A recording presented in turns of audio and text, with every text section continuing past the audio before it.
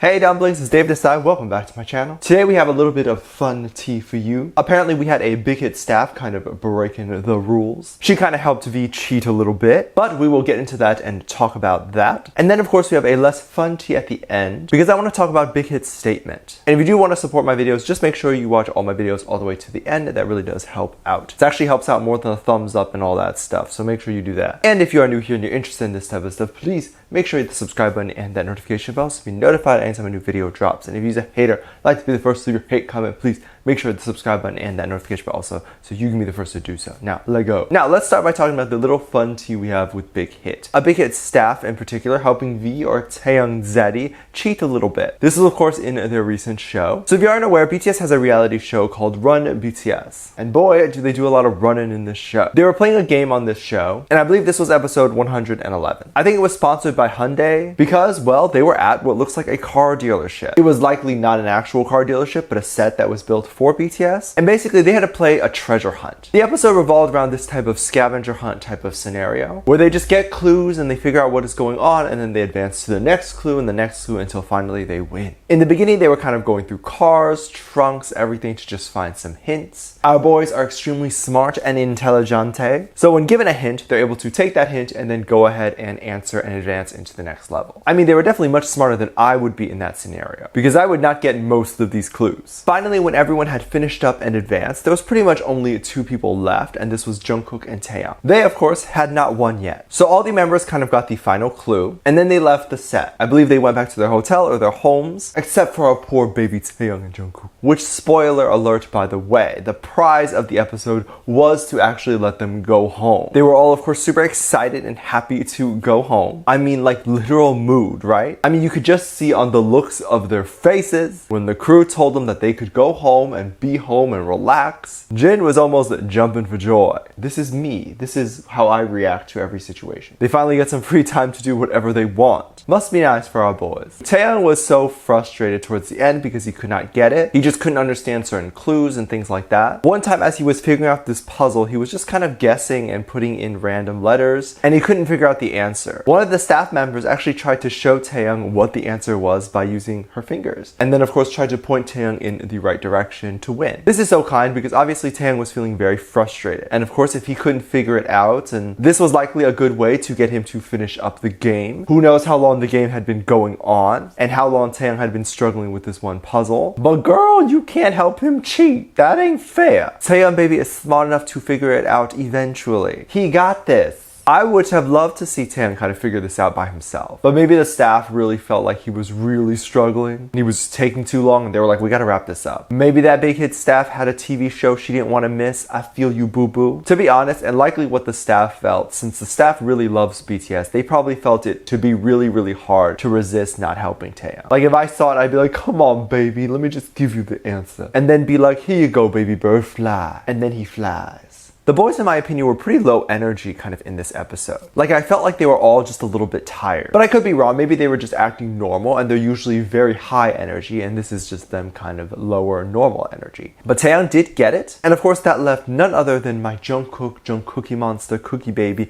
to be the last one to win the scavenger hunt, treasure hunt, whatever you want to call it. I was hoping he would be one of the first because then he can show the Hyungs, yes, he is younger, but he is smarter than all of them. But nonetheless, it did look like Jungkook was having an amazing time. He even smiled and was super happy when he was doing the outro for the little episode. Jungkook was very shocked and seemed almost sad at the end after he had found out that all the members had left and had gone home already, and he was pretty much the only one left in the area. I love how BigHit kind of organizes these shows and these episodes. They're always done so well, and they always have like a fun story, from the editing to how it was shot. Run BTS and Bon Voyage, definitely my favorite things that BTS have done. I always feel very close to them when watching them. It always feels like I know them very personally from watching them. Like it feels like we're all kind of in this together. And that is very interesting because I feel like the episodes are shot in a way where you're not watching them, you're in the story, you are a character in the story. So that's very cool. This of course is one of my favorite things aside from the music that they do. Which, by the way, August 21st, Dynamite, stream it, download it. BigHit has currently released a statement, and I found this to be very interesting interesting. This is of course involving their new release. Can we call it a comeback? Or is it not quite a comeback? I think it is a comeback. We should definitely treat it like a comeback. And definitely stream the song so they can break more records. Anyway, they did put out a notice that I thought was very interesting and I wanted to go over. So let me give some general information about the song and what we know so far. It is apparently going to be an English song. I think everyone knows this and is very excited about this. I'm just very curious on what it's going to sound like. I assume it's probably going to be something that is going to be very bright. Hopefully a song that sounds similar to Spring Day, just in an English version, or Euphoria. That would be very cool too. I'm already ready to download it on my phone. Anywho, they will be performing this song apparently at the VMAs, which is so interesting that they were able to get that. Of course, good thing. I'm very happy that they were able to get that. They also, of course, got nominated for major categories at the VMAs, which is huge. Now let's get that for the Grammys too. I think this is going to be great representation for Asians, Koreans at the VMAs, which I rarely see. This, of course, is going to be happening at 8 p.m. Eastern Time, August 30th. So definitely a little bit over a week after the release of Dynamite, which definitely tells me that VMAs do not treat BTS kind of like new artists. They treat them as established, well-known artists. Because from what I'm aware of, and I could be wrong, sometimes songs are only allowed to be performed at talk shows or award shows after the song has been proven to be successful. Then they'll be like, yeah, perform that song on our show. But looks like VMAs have a big faith in the fact that Dynamite is going to already be a big song, that they were like, let's book you on the show for that song. They also have a lot of American press. So of course on American TV, radio, hopefully. Okay, so now to the statement. On August 5th, BigHit released their statement where they talked about this. So I'm going to read it for you. The stage for BTS's new song Dynamite and related videos for MTV will be replaced by video transmission filmed in Korea.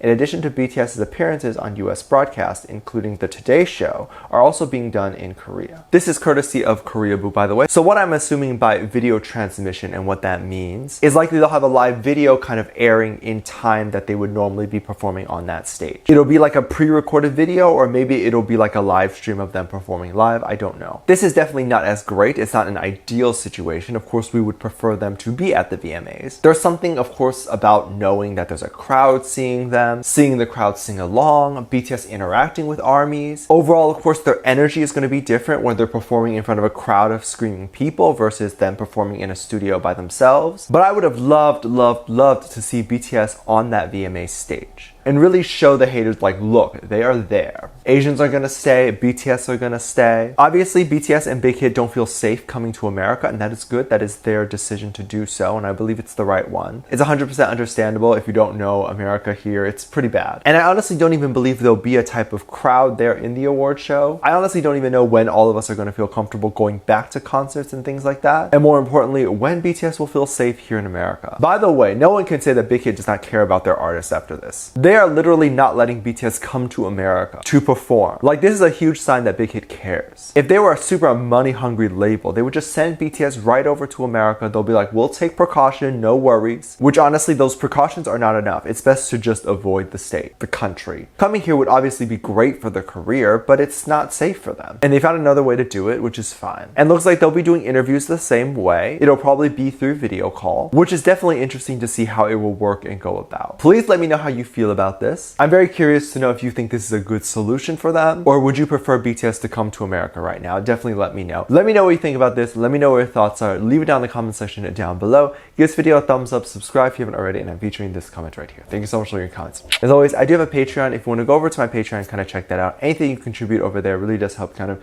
give back to this channel, really help me kind of keep going and all that stuff. So I really do appreciate you going ahead and checking that out. It would mean the absolute world to me. You can get exclusive content over there, such as music video reactions, performance reactions, ship reactions, all that stuff over there. Link in the top of the description down below. If you can't afford to go on my Patreon, that is totally okay. If you watch all my videos to the end, that also helps and supports me as well. So I really do appreciate you doing that as well. There's 2 videos that will appear on the screen at the end of the video. So click on one of those and I'll see you over there. Bye.